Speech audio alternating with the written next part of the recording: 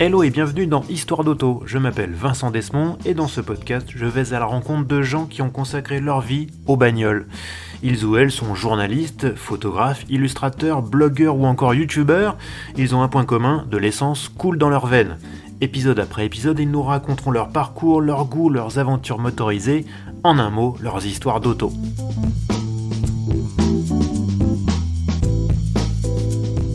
Mon invité dévorait la presse auto et moto dans sa jeunesse et a fini par devenir journaliste à Moto Revue.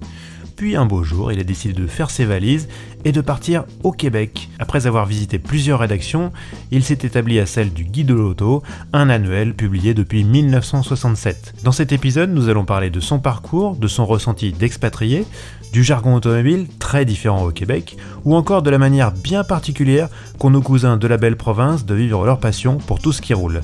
Mon invité, c'est Julien Amado. Bonjour Julien. Bonjour Vincent. Ça va bien ? Ça va très bien, merci. Quel temps fait-il au Québec ? Figure-toi qu'il fait très chaud pour fin octobre, puisque là on enregistre à la fin du mois d'octobre, et hier il faisait 21 degrés, ce qui est tout à fait anormal, mais pour l'instant je te dirais que c'est très printanier comme température, mais je pense que ça va quand même finir par descendre dans les jours qui viennent. Figure-toi qu'en France on a aussi un été indien, il a fait 30 degrés dans le sud, il fait 21, 22 aussi à Paris, donc là c'est... Les fleurs s'ouvrent, la nature croit qu'il y a un nouveau printemps là, donc tout va bien. Ouais, non, nous les feuilles tombent quand même, on dirait que les arbres ont quand même compris qu'on arrivait sur la fin de quelque chose, mais effectivement c'est assez anormal de notre côté aussi. Bon, je suis très content de t'avoir. Alors pour mes auditeurs, sachez qu'en fait Julien m'a contacté. Il a écouté des épisodes du podcast et puis il m'a contacté en me disant ouais, est-ce que ça te dirait un de ces quatre de faire un podcast sur le Québec, la passion auto au Québec. Et j'ai dit bah pourquoi pas, c'est resté dans un coin de ma tête et puis voilà, on s'est recontacté il y a quelques jours et j'ai dit est-ce que t'es toujours partant, il m'a dit oui. Donc voilà, en fait je crois que tu as bien aimé les épisodes sur Détroit avec Bertrand Rakoto, c'est l'épisode 21 ça, et aussi l'épisode sur le Japon le 23 avec Georges Champemier. Ouais. Oh ouais, absolument, c'est vrai que pour moi c'était intéressant, notamment Détroit parce que c'est quand même assez voisin de là où j'habite, ouais. Mais le Japon aussi c'est un pays que je trouve fascinant et que j'ai eu l'occasion de visiter 2 fois, et c'est vrai que c'est quelque chose d'assez intéressant, et je me suis dit peut-être ça pourrait l'intéresser qu'on parle du Québec. Il y a de plus en plus de Français qui viennent vivre, ou en tout cas s'établir au Québec de manière permanente ou ouais. pour quelques années. Y compris dans les auditeurs d'ailleurs. Ah tu vois, comme quoi. Mais ça peut faire... Je me suis dit ça ferait un clin d'œil amusant, donc ça pourrait bien fonctionner. Bon alors en fait tu m'as aussi parlé dans ton petit mail d'introduction des épisodes où j'ai invité Yves Bérozet ou Laurent Chevalier et ils t'ont marqué parce que tu me racontais que en gros tu dévorais Sport Auto quand t'étais gamin quoi. Ouais, quand j'étais adolescent, je me faisais acheter beaucoup de magazines auto, notamment Sport Auto et Auto Plus et Auto Hebdo. C'est les 3 que j'ai acheté, enfin que je me faisais acheter, parce que quand t'as 10-12 ans, t'as pas encore trop les sous pour acheter ça. Et moi je tannais ma mère pour que dès qu'on allait au supermarché, je venais l'aider à porter les courses et tout. Puis à chaque fois je me disais est-ce que tu peux m'acheter celui-ci ou celui-là, dépendamment de ce qu'il y avait sur la couverture, et c'est comme ça que ça a vraiment commencé. Et c'est vrai qu'Yves Bérozet, moi je me souviens aussi loin que je me rappelle, mais il est plus vieux que moi, je lisais ses articles dans Sport Auto, Laurent Chevalier aussi, et c'est vrai que je me disais mais quel métier incroyable. Ces gars-là en fait, ils écrivent dans des magazines et ils sont payés pour conduire des voitures et nous en rendre compte après. Je trouvais ça complètement hallucinant comme métier. C'est magique. Hein. Ouais, c'est toujours magique. Maintenant, je le fais et je regrette pas d'avoir pris cette voie-là parce que c'est vraiment un métier magique quelque part. Et alors, à quel moment tu t'es dit c'est ça que je veux faire, ou est-ce que c'était paru comme une évidence tout de suite, ou est-ce que au début tu croyais pas En fait, moi, c'est quand même arrivé assez tôt. Je te dirais, moi, j'avais 16-17 ans, j'étais au lycée. Et faut savoir que dans ma famille, tout le monde travaille dans les médias. Ma mère, mes oncles et tantes, du côté de la famille Amado, tout le monde travaille dans les médias. Plus télé-radio, donc Radio France. Ouais. Après, il y avait aussi TF1, etc. Même mes grands-parents maternels travaillaient aussi à Radio France. Ma grand-mère a été une des premières réalisatrices après la guerre, donc c'est quelque chose qui pour moi est très ancré dans la famille. D'accord. Mais moi j'étais plutôt timide et réservé, et je voulais pas travailler télé-radio, je me sentais pas de le faire, et j'étais pas du tout à l'aise devant une caméra, même dans la famille, pour des choses tu sais très informelles. Et je me suis dit moi en fait j'aime ça écrire, j'aime beaucoup écrire, j'aime le français, j'aime tout ça, donc je vais plutôt me mettre vers la presse écrite parce que ça va mieux me convenir. Ouais. Et en fait je me dis t'adores la voiture, t'adores la moto, t'adores tout ça, la logique, finalement, ce serait que tu fasses ce métier-là. Et donc, je commence à me renseigner là-dessus, et je vois, en fait, que pour être journaliste, il faut faire une école de journalisme. Et donc, je me dis, bon, je vais faire ça, alors, parce que c'est ça qu'il faut faire. Bête et méchant, moi, je me dis, on va faire ça par le chemin le plus logique. Et sauf que pour intégrer une école, il faut d'abord aller à la fac, il faut faire une licence. Ouais. Et moi, j'adorais l'histoire. Je me suis dit, je vais aller en licence d'histoire. De toute façon, je fais une parenthèse, mais je suis aussi mauvais en maths que toi. J'ai écouté ton épisode sur les mathématiques et j'ai eu les mêmes problèmes que toi à l'école en maths. Donc, je me suis dit, de toute façon, ingénieur auto, ça marchera pas, c'est sûr. Quand t'as déjà 4 de moyenne en seconde, tu sais déjà que ça va pas pouvoir le faire. Donc, j'ai dit, non, ça marchera pas. Donc, finalement, je me suis dirigé vers ça. Et en fait, j'arrive à la fac d'histoire. Il y a certaines matières qui me fascinent, qui me passionnent, d'autres qui m'ennuient profondément. Et un jour, je me ramasse une note épouvantable. Je dois être en première année, je pense. Je me ramasse un 3 ou un 4, et puis un deuxième, puis un troisième, et je me dis, oh là, c'est pas possible. Et je me dis, tu sais quoi, je vais écrire au rédac que je lis, et puis on verra bien. Et j'écris à 5-6 rédacs. J'écris à Sport Auto, j'écris à Autojournal, j'écris à Auto Hebdo, j'écris à Moto Revue, Moto Journal, et Moto Magazine à l'époque. J'écris à ces 6 rédactions-là. Et le hasard fait que, peut-être, 5-6 jours après, mon téléphone sonne. Mais moi, je suis dans la cour de la fac à Jussieu. Je suis vraiment pas du tout dans ce truc-là. Et un numéro inconnu m'appelle. Je dis, je vais décrocher, tu vois. Et oui, allô? Oui, bonjour, Alain Lecor, rédacteur en chef de Moto Revue, je vous appelle, vous m'avez envoyé une lettre. Je dis, oh waouh, moi je m'assieds, ça fait drôle quand même, tu te dis, waouh, c'est le gars qui est rédac chef du magazine que je lis, quoi. C'est vraiment, c'est un peu intimidant. Et moi j'ai 19 ans, je pense, donc c'est vraiment intimidant. Et je me dis, ok, il dit, écoute, c'est toujours bien d'avoir des petits jeunes qui nous écrivent et tout, qui ont envie de faire ce métier. Écoute, continue tes études, fais ton école de journalisme, et quand t'es arrivé à ce moment-là, recontacte-moi. C'est sympa. Et donc moi je me dis, c'est génial, tu vois, c'était super cool de sa part. Ouais, ouais, très très cool, ouais. Et c'est pas tout le monde qui le fait, mais je me dis, puis à l'époque, pas de réseaux sociaux, moi son email, je l'avais évidemment pas, on parle de 2004, donc je sais même pas s'il y avait des emails pro chez Moto Revue dans ce temps-là, j'imagine que ça devait débuter. Donc moi j'avais envoyé ma lettre avec mon enveloppe que j'étais allé timbrer, voilà, c'était vraiment le truc vraiment basique. Ouais. Et j'avais trouvé ça cool, donc je me dis, ok, moi je vais persévérer, je vais continuer. Et je termine ma licence d'histoire que j'obtiens, et après ça je me dis maintenant école de journalisme. Je rate les concours des écoles les plus reconnues et les plus les meilleures. Les plus en vue, oui. Ouais, c'est ça. Et en plus de ça, il y avait le CPE à l'époque, les fameuses manifs avec le contrat première embauche. Donc en plus, ma fac fermée, les examens reportés, les trucs. Donc en fait, en plus, je dis pas que je l'aurais eu parce qu'honnêtement, je pense que c'était quand même une marche assez haute. Mais en plus de ça, j'ai pas ça. Je me dis, non, c'est la galère, machin. Et finalement, j'arrive à intégrer une autre école qui n'est pas reconnue, mais qui offre 3 mois de stage. Et je me dis, franchement, 3 mois de stage, c'est quand même pas mal. Ouais. Et donc, j'entre à l'école en septembre, et moi, une semaine après, je réécris à Moto Revue, puisqu'il m'avait dit, écris-moi, je lui écris. Et donc, je refais la lettre, et je dis, voilà, j'ai intégré une école, j'ai 3 mois de stage de mai à fin juin, est-ce que ce serait d'accord pour que j'intègre la rédac et tout ça? Et donc finalement, il me dit, oui, Julien, avec plaisir, renvoie-moi ta convention de stage et puis tout est bon. Et je me dis, ok, super. C'est dans la poche. Tout est réglé. Ouais, et je suis le premier élève à avoir son stage validé, évidemment, puisque au bout d'une semaine, fin septembre, alors que les stages commencent genre fin avril, moi j'ai déjà mon stage prévu. Mais déjà à l'époque, moi, même au sein de l'école, moi je sais que je veux être journaliste automobile ou motocycliste. Je veux pas travailler en infogénie ou en économie ou d'autres domaines. Ça m'intéresse personnellement, mais moi je veux pas travailler là-dedans. Donc j'ai déjà mon objectif en tête en fait. Et c'était assez curieux, même vis-à-vis des profs, vis-à-vis de certains élèves.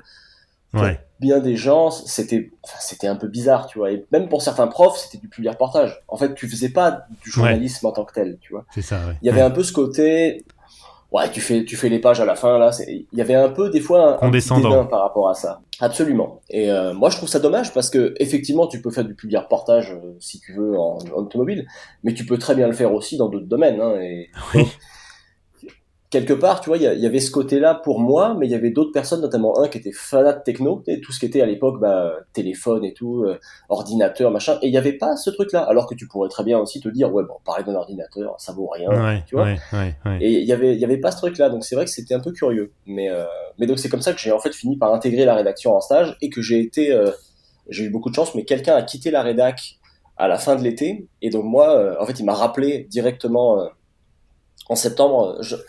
J'avais 2 ans de journaliste normalement.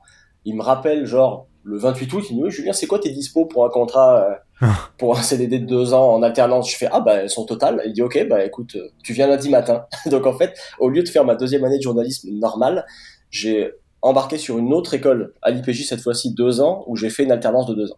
Et D'accord. c'est comme ça que j'ai intégré la rédac. Waouh. Et C'est j'ai c'est vu que comme t'as ça que j'ai fait fait, ce travail. j'ai vu que t'as fait aussi un passage à RFI. Ouais, alors ça, c'était un passage un peu pistonné, on va dire la vérité aux auditeurs, on va pas mentir. En fait, un de mes oncles travaillait à RFI, à Radio France Ouais, Internationale, et en fait, moi, à l'époque, c'était en 2004, juste au moment où j'envoie cette fameuse lettre et tout, et je me dis, il faudrait que je commence à bosser aussi dans une rédac, idéalement, et ouais. de travailler au contact de journalistes. Et en fait, mon oncle, à l'époque, s'occupait d'engager les réalisateurs, les chargés de réalisation. En fait, t'es derrière la vitre Hmm. de l'émission en question, et tu prends les timings, tu dis aux journalistes, on arrive dans 2 secondes avant que le comment dire, le reportage s'arrête, tu lui dis on va avoir tant de temps avant la musique à la fin de l'émission, etc. Et en fait, tu travailles en collaboration avec des journalistes, tu n'es pas journaliste, mais Hmm. moi je me disais ça peut être beaucoup mieux que d'aller faire un job étudiant au McDo, tu vois. Oui, clairement, oui. Sur mon CV, ça va être bien mieux. Donc en fait, j'avais demandé à mon oncle s'il accepterait de m'engager. Et il m'avait dit, bah écoute, je te mets en formation, si jamais ça roule, tu le fais. Ça a été un peu dur parce que j'étais jeune et c'était une rédac qui roulait 24/24, c'était Hmm. un rythme très intense. Les débuts n'ont pas été faciles, honnêtement, mais Ouais. et, si on me dit la vérité, je pense que si ça n'avait pas été de ma famille, j'aurais pas été engagé sur le champ. Et donc là, lui, il a persévéré un peu plus, et au bout d'un mois et demi, ça l'a fait, et après ça roulait bien. Ça Mais devait être hyper c'était, formateur. ouais, c'est très intéressant. Par contre, le truc, c'est que moi, enfin, je portais le même nom que le boss, quoi. Donc, Ah oui, on d'accord. t'attend quand même sacrément au tournant. Ouais. C'est un peu comme quand t'es le fils de, bah, en pilote automobile, quand t'es le Ouais. fils de, même en journaliste, dans une rédac ou ailleurs. On te regarde un petit peu quand même en disant, ok, comment il va se comporter? Hmm, hmm. Est-ce qu'il se la raconte en étant, moi je suis ci, je suis ça? Moi, évidemment, j'ai pris la solution profil bas, mais globalement, ça a été très positif, ça s'est très bien passé. J'en ai vécu des difficiles des fois quand même parce que j'étais quand même jeune et avec le recul, je me dis que je manquais quand même un peu d'expérience et il aurait fallu un peu plus de niaque à des moments, tu vois. Mais Hmm. surtout que c'est une rédac qui allait quand même très vite, mais à la fois c'est très formateur. Et pour l'anecdote, un truc que j'avais trouvé génial, en fait, c'était la toute fin du montage à la bobine, à la bande Oh la magnétique. vache. Ouais, en fait, la rédac était tellement grosse que c'était problématique en fait de mettre tout le monde sur le même serveur informatique parce qu'on parle il y avait 400 personnes qui travaillaient là, Ouais, donc ouais. c'était quand même énorme et en fait les réseaux informatiques pouvaient pas tout supporter. Et donc en fait il a fallu attendre encore, je pense, à peu près un an et demi avant que tout le monde passe au numérique. Donc en fait moi j'ai commencé par monter à la bande. J'avais des ciseaux dans ma poche arrière de jean et quand tu avais ton magnéto sur le bureau à la rédac et tu montais vraiment à la bobine magnétique. J'ai trouvé ça Ouais. super. Et donc alors je serais peut-être un peu rouillé aujourd'hui, mais je suis content d'avoir appris ça. Je trouvais ça Ouais, amusant. c'est génial. Comme dans les années 70, quoi. Ça avait pas bougé. Ouais, c'est ça, exactement. Bon alors une petite parenthèse, hein, je suis désolé pour les auditeurs là qui écoutent à mon micro. Il y a des travaux dans la maison d'à côté. C'est une espèce ils sont en train de tout refaire, de tout casser, donc ça fait un peu de bruit en fond. Je suis désolé, désolé pour ce problème de son qui est indépendant de ma volonté. Bon, revenons à nos moutons, Julien, et à ton expérience à Moto Revue. J'ai vu que tu étais un peu un homme orchestre, hein. Tu faisais des mesures de performance, tu faisais des photos, de la photo, de la vidéo, du montage. Ah, tu touchais à tout, c'est génial. Ouais, en fait, tout s'est fait petit à petit. Moi, je suis arrivé là-bas, journaliste essayeur, donc vraiment le truc le plus basique. Et alors, des fois, ça a des défauts et des qualités, mais ce qui était très bien à la rédac de Moto Revue, c'est que si tu avais envie de faire des trucs, on te laissait faire les trucs. Ouais. Et en fait, on te laissait apprendre plein de choses parce que si tu pouvais filer un coup de main pour un truc, pour un autre, ça fonctionnait bien. Et on était ouvert à ça. Et moi, en fait, j'ai toujours aimé apprendre des nouveaux trucs. Donc, au tout départ, les 2 premières années, je suis vraiment juste journaliste et je fais mon travail de journaliste et je fais, entre guillemets, enfin, rien d'autre. C'était déjà pas mal, hein. Tu faisais tes Fallait classes, quoi. découvrir tout ça, mais c'est ça, exactement. Mais après ça, moi, j'ai eu envie de me mettre à la photo petit à petit, à la vidéo et, alors, je vais pas te mentir, les débuts ont été catastrophiques en vidéo. Euh, Je ne te jetterai pas la pierre, hein. C'était pareil pour moi, hein. Ben, en fait, pareil, avec le recul, je me dis, c'est fou parce qu'on on a tous en presse écrite, en fait, fait ça sur le tas, n'importe comment, sans formation, en se disant, bon, bah, faut faire de la vidéo maintenant, alors, ok, on se lance. Mais on se lance un peu à l'arrache quand même. Et donc, au final, moi, j'ai eu l'occasion de revoir une des premières vidéos que j'ai faites, ça devait être en 2008, je pense, ou 2009. C'est très courageux de ta part. Et en Parce que fait, moi, j'ose pas. Hein. en fait, je pense qu'elle a été effacée depuis sur le site parce que c'était trop vieux. Mais Ah oui. j'ai réécouté ça, j'ai dit, oh mon Dieu, c'est épouvantable, c'est épouvantable. Et à l'époque, les commentaires des lecteurs ou des internautes étaient quand même assez acerbes. Et c'est dur à recevoir, hein. Tu te dis, bah, Ouais. ouais, bon, c'est vrai que. Mais à la fois, quand je réécoute ça, je me dis, ouais, bon, il y avait peut-être manière et manière de le dire, mais c'était quand même pas fameux, faut bien reconnaître. Mais il faut bien commencer quelque part.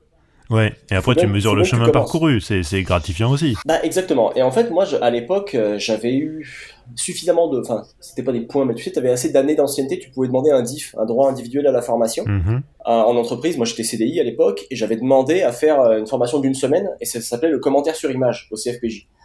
Et donc, en fait, j'ai Ouais. passé une semaine avec des pros à vraiment me former et ça a tout changé, en fait. Parce que tout à coup, tu dis, OK, bon, bah, je le fais avec des gens dans ce métier qui t'expliquent les Hmm. choses et il y a des trucs qui te semblent évidents, d'autres sur lesquels il faut quand même que tu travailles.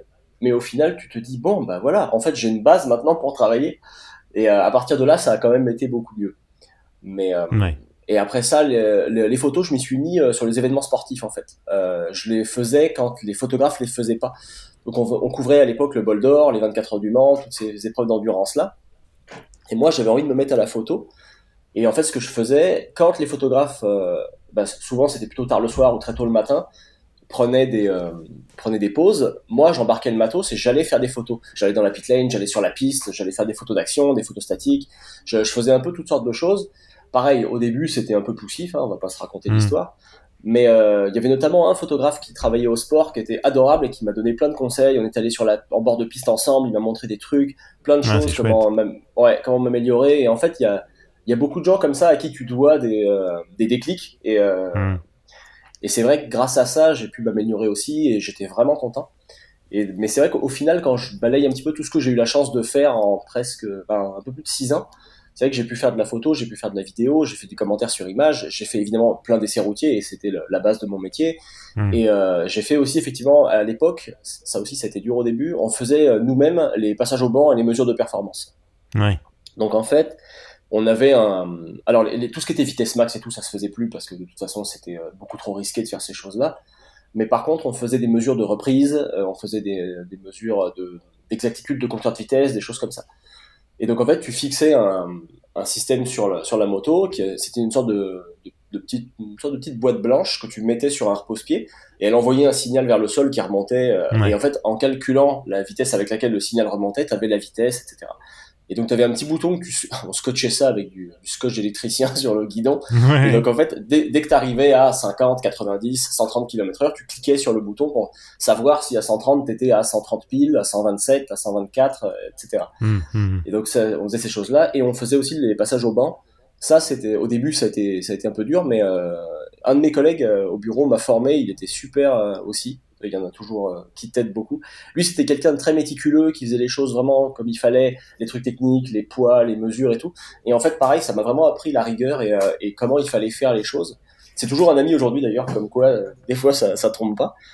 Et en fait, on faisait les passages au banc, donc tu faisais chauffer le moteur, tu partais, comme on voit les dynamomètres, même aujourd'hui on Ouais, le voit ouais. beaucoup, tu sais, dans Vintage Mécanique ou dans Wheeler Dealer, des choses comme ça. Hmm.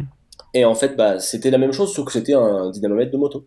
Et donc Hmm. on faisait toutes les mesures, dès qu'on faisait un match comparatif ou un essai simple, on faisait ça à chaque fois. Ce qui nous a valu des fois quelques sueurs froides, notamment une fois où on a eu une 650 Suzuki qui était neuve quand on nous l'a donnée. Elle avait 200 mètres, littéralement. Et il fallait quand même qu'on la passe au banc et ça m'a fait mal au cœur parce qu'on a essayé de Aïe. rouler le plus possible, mais elle avait peut-être 300 km, tu vois, et je me dis, ah, Ouais. j'aime pas trop ces trucs-là, moi, maltraiter des véhicules, je me dis, ah, elle est pas rodée et tout, c'est pas terrible, mais on a été obligé de le faire quand même. Et d'ailleurs, elle avait pas tous ses chevaux, puisqu'elle était un Ouais, petit peu forcément. jeune, mais on l'avait précisé dans le texte d'ailleurs à l'époque, je me souviens, mais ouais, c'est ça, Motorevue, c'était une école vraiment formatrice et j'en Ouais, j'ai garde un vraiment excellent l'impression que souvenir. t'es tombé sur des gens extrêmement bienveillants. Ouais, bah tous ne l'étaient pas dans la rédac, mais ceux qui l'étaient étaient vraiment adorables et j'ai vraiment beaucoup appris. Aussi bien même à conduire une moto, parce que malgré tout, je sais pas si toi tu as vécu ça en automobile en France, en journaliste auto, mais moi le premier essai où je pars avec les gars qui avaient vraiment l'habitude, bon on fait de l'autoroute, jusque là ça va, on Ouais. sort de l'autoroute, et là les mecs nous disent, on était plusieurs à ne pas être... Enfin, il y avait des fois on faisait appel à des rouleurs, on appelait ça. C'était des gens qui avaient du temps et qui venaient rouler avec nous, et, parce qu'on avait 3 4 5 motos, t'immobilisais pas 5 journalistes évidemment. Ouais, bien sûr. Et donc moi, pour me former, ils m'emmènent sur des essais comparatifs à 4-5 bécanes. Et là, on sort de l'autoroute et ils nous disent, bon, écoutez, prenez votre rythme et tout, mais cherchez pas à nous suivre, juste roulez à votre main, puis ça va le faire. Et évidemment, toi, quand même, tu te dis, je viens d'arriver, machin, je vais quand même essayer un peu de voir ce que je vaux, tu vois. Et en littéralement 3 virages, je ne voyais plus personne. Et là, je me suis dit, waouh, ça va être quand même, ça va être long, ça va être difficile. Parce que, euh, Non parce que mais je là, il y a pense du que dans la boulot. moto c'est vraiment particulier, hein, parce que effectivement, bon, il y avait des gens qui roulaient fort dans la presse auto, c'est un peu moins vrai maintenant, parce que de toute manière, bon, on roule globalement moins vite, mais je crois qu'effectivement dans la presse moto il y a quelques fondus qui avoinaient et qui avoinent encore grave. Ah, je te confirme, c'était assez surprenant au début. Et, mais après, je te dirais que bah déjà la période est plus vraiment la même, les contrôles policiers sont plus non plus les mêmes, donc Ouais, il y a des risques qui sont quand même beaucoup plus élevés. Je sais pas si ça roule toujours comme ça aujourd'hui, mais je pense que au-delà de la vitesse pure, c'était pas non plus 200 km/h, mais c'est juste que c'est des routes où rouler 90-100, c'est rouler vite. Enfin, ouais, c'est ouais. tellement sinueux, tellement tortueux, tellement technique qu'en fait, ces mecs-là avaient une telle habitude, une telle lecture du terrain, et moi j'étais vraiment bluffé. Mais ouais, c'est vrai qu'en auto, je sais pas si c'est ça, si peut-être c'était plus les années 80 en auto. Je pense, oui, oui, parce que même déjà quand moi j'ai commencé, bon, c'était, enfin, c'était déjà la période où il commençait à y avoir des radars partout et des flics partout, et bon, ça, Ouais, ouais, ça, c'était déjà un peu derrière ça. ouais, c'est pas sûr, en voiture, t'avais la plaque à l'avant, hein, alors qu'en moto, peut-être ça a duré un petit peu plus, mais les premiers radars avaient Ouais. flashé vers l'avant, donc peut-être il y a eu un répit un peu, mais après ça, c'est vrai qu'aujourd'hui, ça me semble impossible. Bon, donc ça c'était ton aventure moto-revue, et un beau jour tu décides de t'expatrier. Alors déjà, est-ce que le Québec t'est apparu comme une évidence? Déjà, à quel moment tu t'es dit j'ai envie de voir ailleurs si l'herbe est plus verte, et est-ce que le Québec t'est apparu comme une évidence? En fait, il faut rendre à César ce qui lui appartient. C'est à ma chère et tendre que je le dois d'être allée au Québec. En fait, elle, pour son travail, elle devait avoir une expérience en dehors de la France. Il fallait qu'elle quitte la France pour son CV et pour sa carrière future. Et en Ouais, fait, au départ, elle me dit, moi j'aimerais ça aller aux États-Unis, je trouve ça cool. Et je dis, écoute, moi j'aurais beaucoup aimé aller aux États-Unis aussi. Le problème, c'est que je suis capable d'écrire en anglais des emails, hmm, je suis capable de parler à des gens, je peux faire des interviews en anglais, je peux parler avec des gens. De toute façon, on interagit tous en anglais avec des gens dès lors que tu oui, travailles bien sûr. en automobile. Ça, j'ai aucune difficulté. Par contre, écrire des articles journalistiques en anglais, j'ai pas le niveau Hmm, nécessaire selon moi. J'ai déjà écrit quelques trucs en anglais. Déjà, je suis très lent, et ensuite, c'est pas la même fluidité, tu vois. hmm. C'est exact en termes de langage, mais je trouve pas ça suffisant à mon goût à moi. Alors qu'en français, c'est le cas parce que c'est ma langue maternelle, évidemment.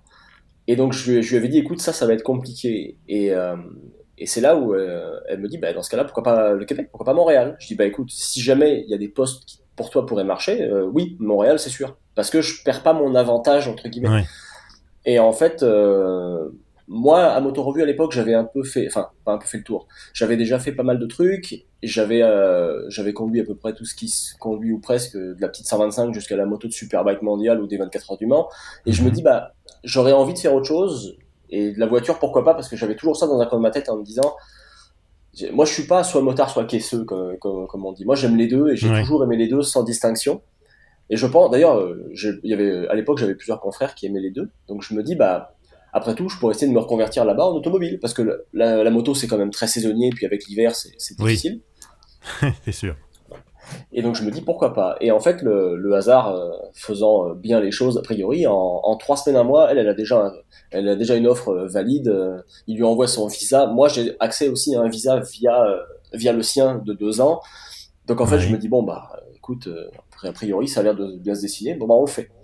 Et donc je démissionne et on part, bah, ça a fait 9 ans là, il y a quelques jours. On part en octobre 2013. Et moi je pars là-bas, mais je pars sans rien. C'est-à-dire que elle a un boulot 2 semaines après, mais moi j'ai rien. Donc je me dis, bah, il ouais. va falloir se lancer, quoi.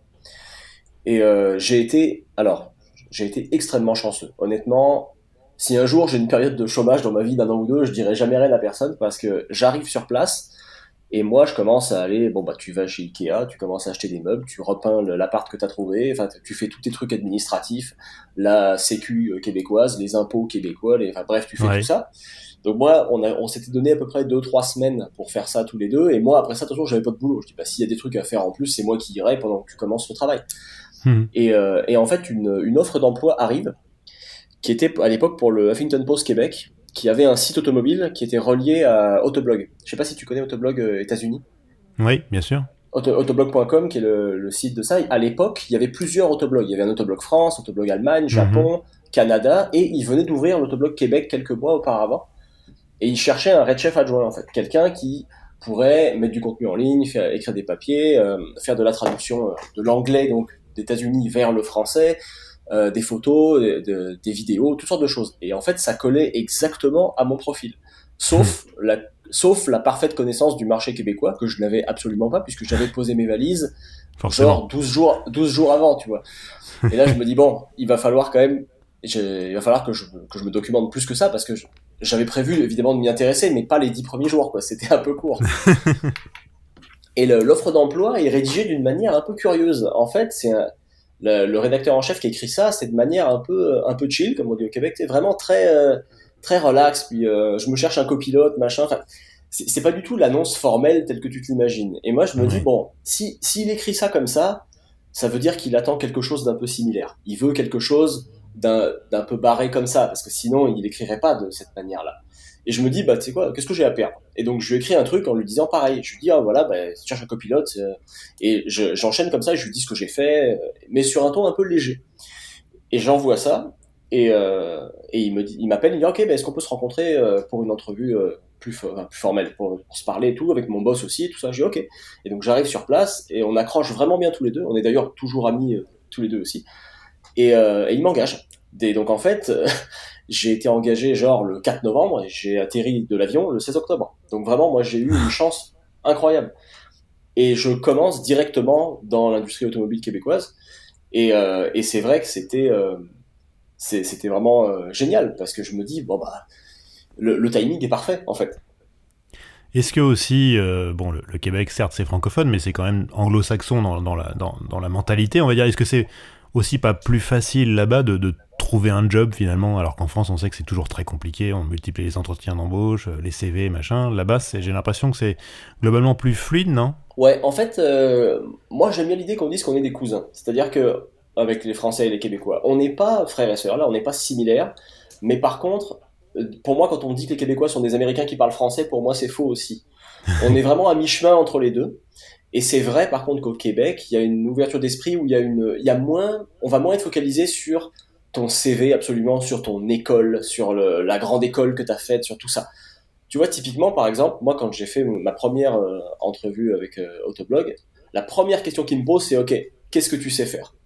Mhm. C'est pas, est-ce que tu as étudié telle école super connue? De Mhm, toute façon, mhm, les écoles mhm. super connues au Québec, les Françaises, ils ne les Oui, connaissent pas, puis ils s'en foutent. forcément. Donc en fait, c'est vraiment plus pragmatique. C'est vraiment qu'est-ce que tu sais faire. Et puis après, c'est aussi est-ce que ça va marcher? Est-ce que tu as l'air plutôt cool? Comment ça se passe? Et on va beaucoup plus te faire confiance par défaut. On va d'abord te faire confiance. Après, si on se rend compte que finalement ça marche pas, bah ça va peut-être s'arrêter ou on va te dire que ça marche pas. Machin.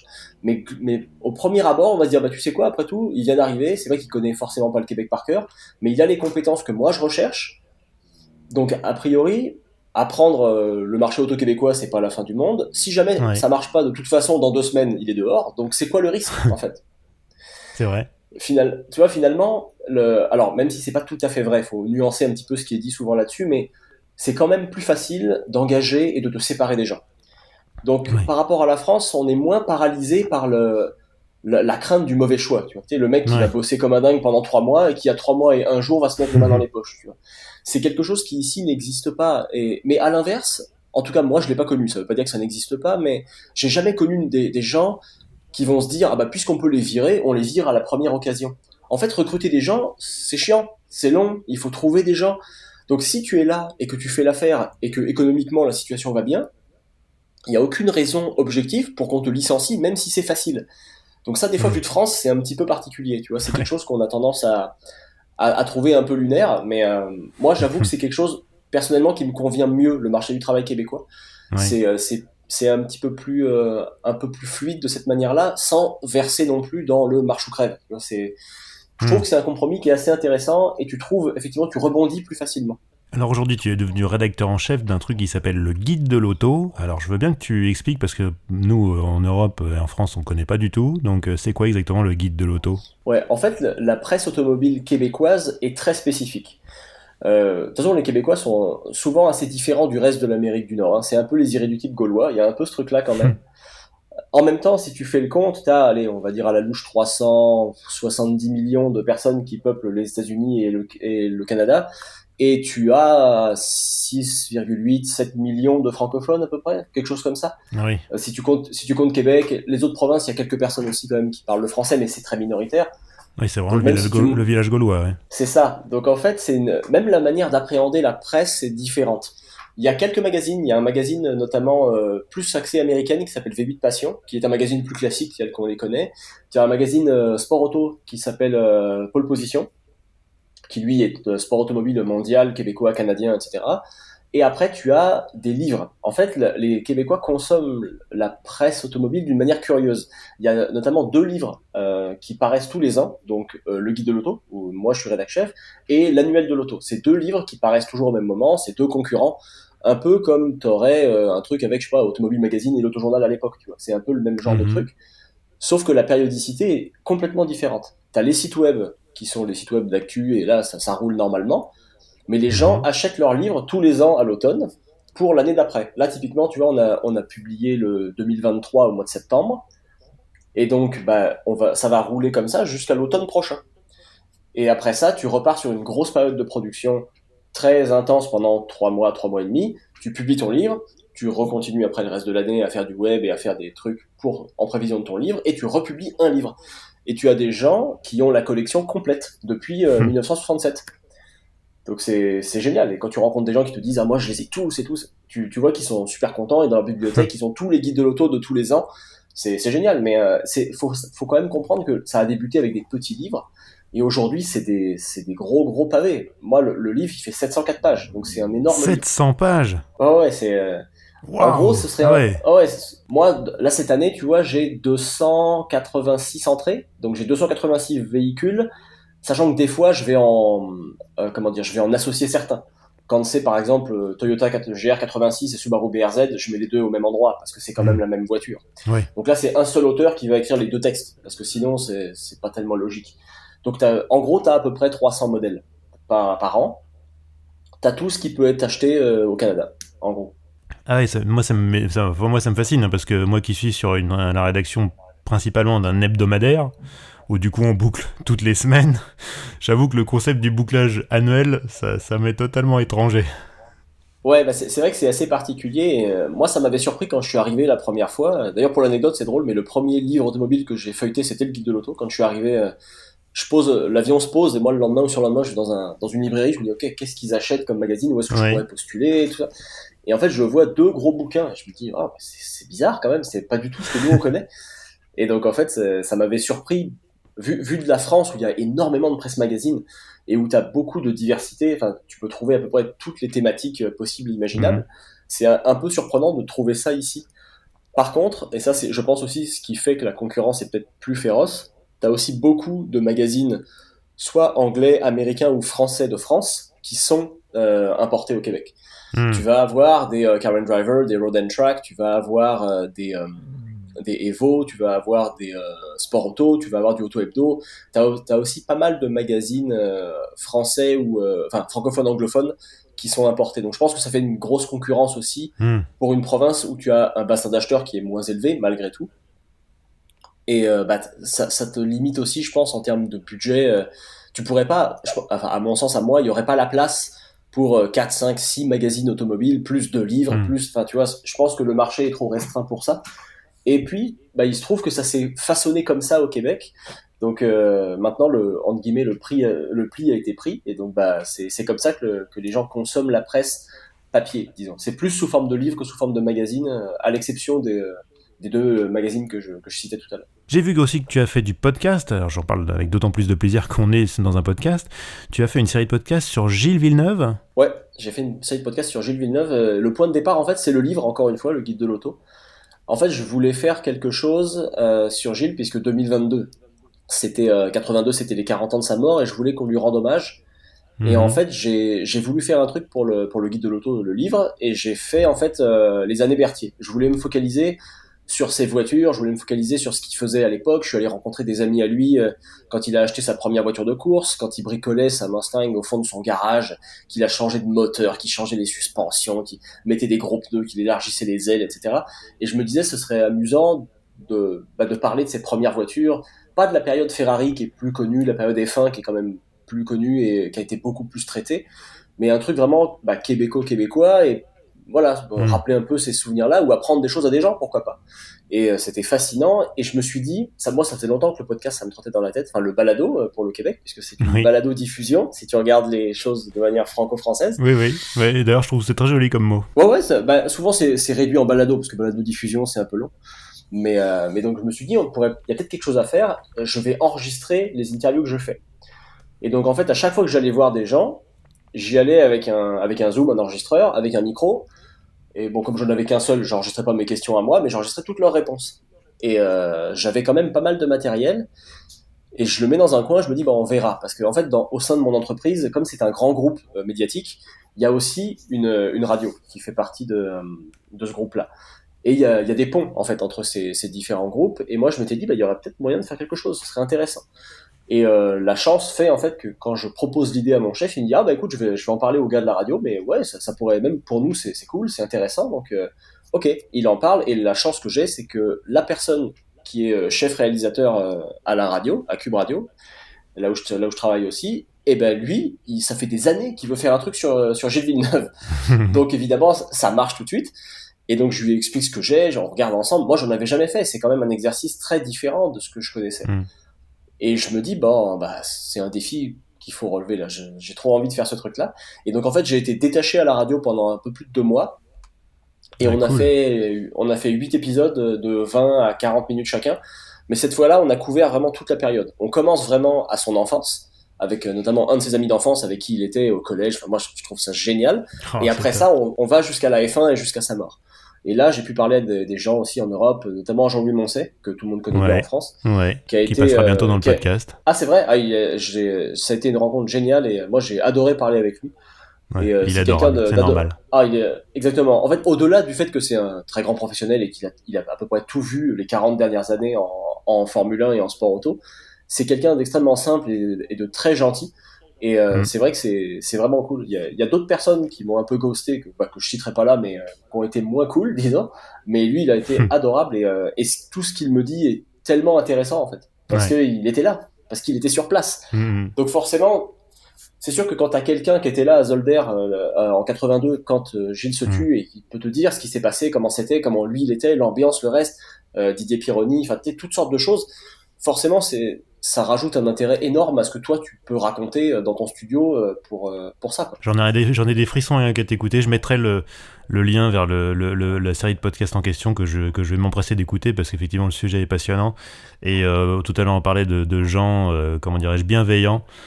Jean-Louis, c'est exactement ça. Jean-Louis, c'est vraiment quelqu'un de très bienveillant. Bon, on va fermer la parenthèse podcast. On va parler un peu du Québec puisque c'est quand même un peu l'un des buts de cette entrevue, n'est-ce pas?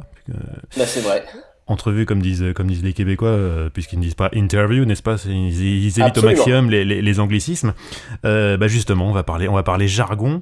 Alors moi, je connais le char pour la voiture. D'ailleurs, j'ai une question qui a été posée sur Twitter par le stagiaire qui dit si une auto est un char, alors comment on appelle un char? C'est une bonne question. Je pense que c'est un char d'assaut. Mais oui, tout bêtement, à ma char d'assaut. connaissance, c'est ça. Mais c'est vrai que c'est quelque chose. Vu de France, c'est un peu curieux. Il y a quelques trucs comme ça qui sont vraiment spéciaux. On va pouvoir en parler maintenant. Ouais.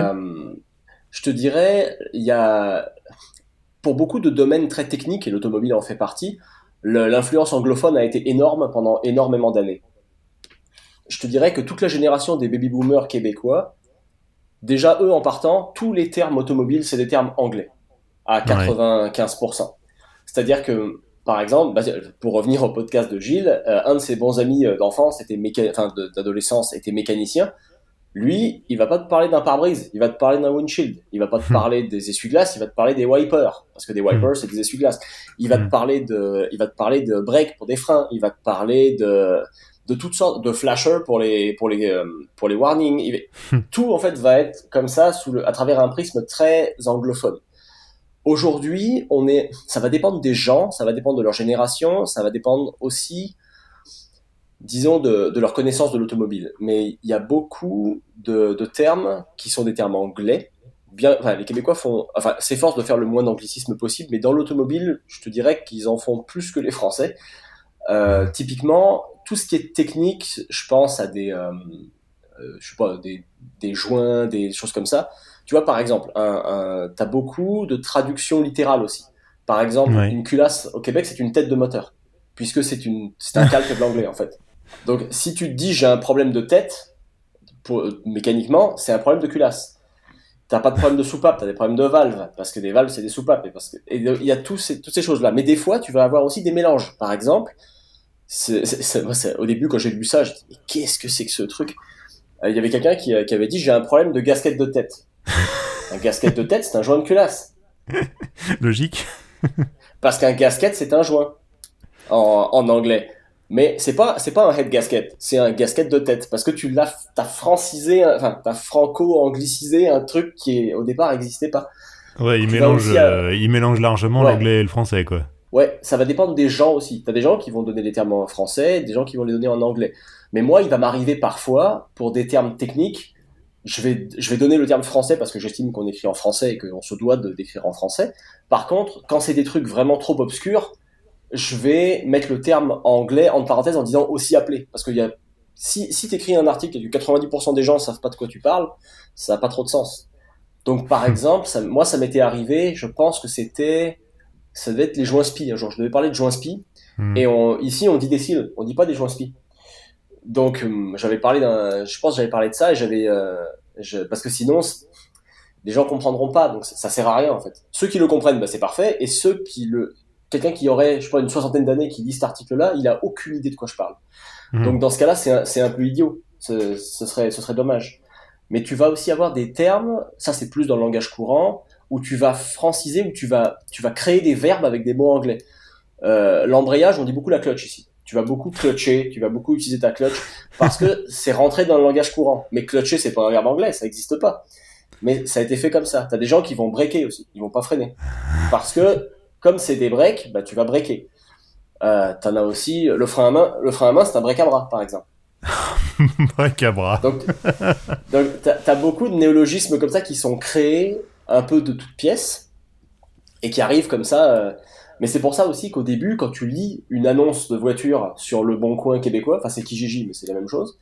Quand tu lis ta première annonce de voiture d'occasion, tu dis ah ouais, c'est ok, il va falloir que je me. Si t'as un truc avec une voiture où on va te dire, je sais pas, vend telle voiture, machin, condition A1, parce qu'on dit pas TBEG ou TBE ici, ça se dit pas. Et après ça, tu vas avoir genre tous les cils changés, ou gasket refaite. Au départ, si t'es pas préparé, vu de France, ça te paraît un peu bizarre, tu vois. Ça donne envie d'aller surfer sur le Bon Coin québécois, ça. Franchement, ouais. Mais à l'inverse, je pense que si des Québécois lisent des trucs avec marqué vent Renault Clio, TBEG, c'était ok, je pense que les mecs vont dire mais de quoi ils parlent. Donc, au départ, ça, d'un côté comme de l'autre, ça nécessite une petite adaptation. C'est pas énorme, mais ça nécessite ça. Et souvent, moi, je m'amuse en pensant, je pense genre à deux baby-boomers de 60-65 ans, France et Québec, qui lisent chacun une annonce de bagnole. Les mecs, ils vont halluciner, quoi, parce que ça va pas du tout leur parler. Il y a plusieurs termes qui vont leur paraître complètement obscurs, d'un côté comme de l'autre. Mais c'est vrai que ça, au début, c'est assez rigolo. Après, tu t'y fais assez vite, et c'est pas quelque chose de vraiment perturbant. Ce qui est plus amusant et qui, moi, vu de France au départ, m'a surpris, c'est la manière dont tu emploies l'accent anglais ou français pour les marques de voitures. Parce que c'est différent à chaque fois. Ouais. Je vais te donner un exemple très concret. Par exemple, on va jamais dire Chrysler. On va dire Chrysler. Ouais. Mais on va pas dire Chevrolet. On va dire Chevrolet. Pourquoi? Bonne question. Parce que Après, Chevrolet était suisse, hein, donc il y a une certaine logique quand on y alors, pense. Hein. on pourrait dire ça, mais par exemple, Ford, certains vont dire Ford un peu, d'autres vont dire Ford. Pourquoi? Il n'y a pas trop de... Voilà. Tu vas avoir des gens qui vont dire Subaru ou Subaru. Il y a les deux. Subaru. Par contre, ouais, au début, ça surprend aussi. Après ça, par contre, tu vas avoir, par exemple, Nissan se prononce Nissan au Québec. Personne ne dit Nissan. C'est ça aussi. Au début, c'est curieux quand même. Ça te surprend quand même pas mal. Et donc en fait, à la fin, tu te rends compte que certaines marques sont données avec un accent particulier, ou avec l'accent anglais ou l'accent français, et bah donc tu t'adaptes. C'est valable aussi pour les modèles. Bon, personne ne dit une Ford Mustang, tout le monde va dire une Mustang. Mais par contre, personne ne va dire une Camaro, tout le monde va dire une Camaro. Me pose pas la question de pourquoi, j'en ai aucune idée. Mais toujours Ouais, c'est est-il pas que... simple. Hein. Non, c'est ça, mais il y a certains modèles qui sont dits à l'anglaise dans le langage courant, d'autres qui sont dits à la française. Pourquoi, comment, j'en ai pas la moindre idée. Mais ce qui est sûr, c'est que moi, par contre, il a fallu que je m'adapte aussi à ça parce que si moi demain je fais une vidéo sur notre site et que je parle de la nouvelle Chrysler 300, j'ai vraiment l'air du mec qui est sorti de l'avion hier. Quoi. C'est quand même, il faut aussi un peu que tu t'adaptes parce que sinon Ah bah oui, forcément, ça doit pas être facile. Hein. Bah au départ non. Après ça, tu prends l'habitude en fait. Par mimétisme, tu le fais avec tout le Ouais. monde. Mais Ouais, c'est mécanique. Mais d'ailleurs, bah, en parlant de la Chrysler, justement, bah, mon premier patron, au bout d'un mois, peut-être, je lui pose une question sur une 300, justement, sur une Chrysler. Je lui dis, est-ce que tu as les photos de la Chrysler? Et il me dit, de la quoi? Et je dis, bah la Chrysler. Et vraiment, il se moque pas de moi. Il dit, mais de quoi tu parles? Je sais même pas de quoi il s'agit. Tellement c'était loin, tu vois. Je dis, bah la berline, la 300. Il me fait, ah, la Chrysler. Il me dit, Julien, il dit, je te le dis pour toute la vie, là, au Québec, Chrysler, c'est Chrysler. Donc, et tu vois, c'est des trucs comme ça. Au début, ça fait des quiproquos. Ils sont pas énormes. Mais, et donc, au départ, tu te dis, ah, ok, bon, donc tu retiens ces trucs-là. Et moi, c'est vrai qu'aujourd'hui, quand je rentre en France, et je parle avec des amis passionnés de bagnole, ça m'arrive de parler d'une Mustang, et eux, à l'inverse, ils disent, quoi, une Mustang? Je fais, ouais, Mustang, la voiture. Je dis, ah ouais, la Mustang. Je fais, ouais, la Mustang. Oui. Il dit, ah, comment tu te la racontes et tout. Mais parce que, Oui, vu de France, faut se réacclimater, quoi. bah c'est ça, vu de France, c'est pas quelque chose qu'on dit. Donc c'est toujours un peu curieux. Mais c'est ça, donc c'est plutôt ces trucs-là, en fait. Mais je te dirais que j'ai jamais été perdu au sens où tu te dis, ah non, franchement, je comprends pas, ou là, je suis vraiment complètement perdu, je sais même pas de quoi il s'agit. Enfin, des fois, on a tendance un peu à exagérer ça, vu de France, que le langage québécois est très particulier, puis on comprend rien. Et... En fait, il y a certaines expressions au début qui sont un peu surprenantes, même dans la vie de tous les jours, mais contrairement aux gros clichés qu'on peut avoir parfois, il y a personne qui va employer 5 expressions différentes dans la même phrase. C'est quelque chose qui n'existe pas. Hmm. Tu vas imager un Ouais. peu ce que tu dis de temps en temps, mais comme en France, tu vas jamais utiliser 5, 6 expressions imagées en 2 phrases pour parler dans la vraie vie. Personne fait ça. Dis-moi Julien, est-ce que le marché auto canadien est très différent du marché US? Est-ce que au Canada aussi, le best-seller c'est le Ford F-150? Est-ce qu'ils sont dingos de pick-up? Est-ce qu'ils détestent les berlines? Comment ça marche? Alors en fait, le Québec a été très différent pendant beaucoup d'années, et je te dirais que les 5, 7 dernières années, il y a vraiment eu un basculement, et là on est vraiment venu dans un marché très similaire au reste du Canada et au reste de l'Amérique du Nord. Aujourd'hui, effectivement, au Québec, c'est le F-150 le plus vendu, d'assez loin quand même. Euh, et les Ram 1500 et les Silverado Sierra sont aussi, chez Chevrolet et GMC, sont aussi très, très bien vendus. Tu as aussi beaucoup alors de VUS, puisque ce ne sont pas des SUV mais des VUS, Oui. puisque ce sont des véhicules utilitaires sport. À la fin de cette parenthèse, si tu veux qu'on parle des catégories de voitures, il y a quelques trucs un peu amusants d'ailleurs. Mais Moi j'avais bien aimé une fois quand j'étais tombé sur les hybrides amphichables.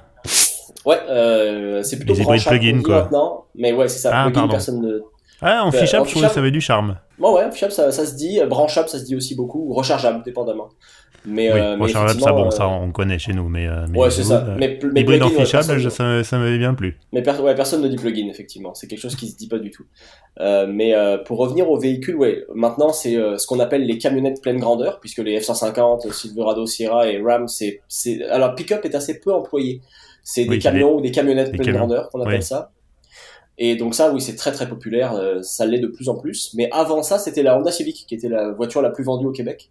Oui. Parce que, et alors ça par contre c'est toujours vrai, contrairement au reste de l'Amérique du Nord, les Québécois aiment beaucoup les voitures à haillons. Et ils aiment bien plus les voitures à haillons que la moyenne. Les Américains n'aiment pas ça du tout, comme chacun Ah sait. oui, c'est clair, ça ne Mais se vend pas du tout là-bas, oui. non, c'est ça, ils aiment pas ça. À l'inverse, les Québécois, qui sont quelque part un peu des cousins, eux par contre ils adorent les voitures à haillons. Donc il y a quand même une différence par rapport à ça. Pour te donner une idée, la Golf de chez Volkswagen se vendait très bien au Québec et elle a été retirée du marché nord-américain parce que le marché québécois ne pèse pas suffisamment, mais que la Golf Ouais, ne se vend pas suffisamment à l'échelle de toute l'Amérique du Nord. Mais au Québec, ça ouais. se vendait comme des petits pains, vraiment. Parce que c'était voiture européenne, un peu sympa à conduire, un haillon, pratique, 4 portes, voilà, c'était bien.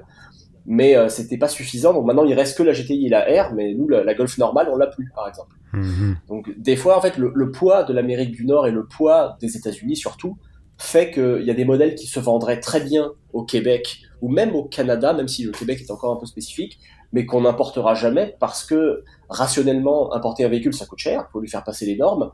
Et Bien si c'est sûr. pour en vendre 5000 au Québec et en vendre nulle part ailleurs, bah ça n'a aucun intérêt. Mais je te dirais que les compacts se vendent encore bien au Québec. Civic, Corolla, Elantra, Mazda 3. Elantra, c'est la i30, si je dis pas de bêtises, ou la i20 Je C'est la i30, je i30. pense. C'est la Oui, ça doit i30, être la pardon. La i30, i20, la c'est plus petit. compacte, oui. C'est ça, c'est la compacte. Donc ça, c'est l'Elantra. Ça se vend encore assez bien. Ça baisse graduellement. Et ce qui monte en flèche, c'est Toyota RAV4, Honda CR-V. Hmm. Après ça, donc Hyundai. Ah, on dit pas Hyundai, on dit Hyundai. Hyundai Tucson. Et tout ce genre de véhicules. Ça a très fortement monté. Pareil, les 8-10 dernières années, la montée a été incroyable. Et aujourd'hui, c'est les Hmm. véhicules en proportion qui sont les plus vendus. Donc VUS compact. C'est ça qui plaît le plus. Ouais, finalement, si on met de côté les camions, les camionnettes, finalement, le marché québécois est pas si éloigné du marché français ou européen. En fait, si tu enlèves les grosses camionnettes, qui elles sont vraiment très spécifiques, oui, ils ont, les goûts québécois se rapprochent davantage des Européens par rapport à la moyenne nord-américaine. Ça fait aucun doute.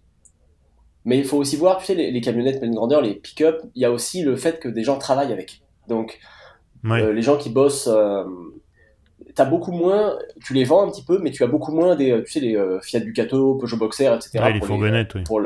C'est ça, ça se vend un peu. Ben, chez nous, c'est le Ram ProMaster, donc le Ah, ProMaster, ProMaster, ouais. et qui, Hmm. qui est en fait une copie conforme d'un Ducato ou d'un Boxer. C'est la même chose. C'est juste le moteur qui est différent et la calandre à l'avant. Sinon, c'est la même chose. T'as Mercedes qui fait le Sprinter aussi, qui se prononce d'ailleurs Sprinter Mhm. aussi. Tu as comment ça s'appelle? Tu as aussi les plus petits, donc ProMaster City, qui est une plus petite version, mais Le qui Doblo. va disparaître. Ouais, le Doblo, merci, c'est ça. Hmm. Donc tu as quelques véhicules comme ça, mais c'est loin d'être la majorité. Et tu as le Transit, pardon, évidemment, j'oublie. Hmm. Mais c'est plus, en tout cas pour l'instant, on est plus quand même sur des camionnettes ouvertes. Ce qui, moi, me surprend d'ailleurs avec le climat québécois, parce que tu serais mieux d'avoir en fait un véhicule fermé pour mettre tout ton stock Oui, et pas bah te oui. retrouver avec de la neige ou de la pluie dedans. Mais c'est vrai que les pick-up demeurent quand même majoritaires. Il faut aussi voir que c'est des véhicules qui peuvent remorquer des quantités énormes. Ouais. Donc, tu vas avoir aussi cette notion-là parfois. Tu vas avoir besoin de tirer une grosse remorque, une grosse roulotte, une grosse caravane, un bateau. Enfin, on Hmm. a des fois tu croises des trucs sur l'autoroute, tu te dis, wow, les gens ils tractent des trucs quand même, c'est assez impressionnant. Donc tu as des gens qui ont des besoins qui sont un peu spécifiques et qui donc vont s'acheter ce genre de véhicule aussi pour ça. Parce qu'ils ont besoin soit de travailler, soit de tracter une très grosse charge assez régulièrement. Et en fait, c'est vrai que si tu veux ça, bah, t'as pas tellement le choix. Il faut que tu t'achètes un camion comme ça.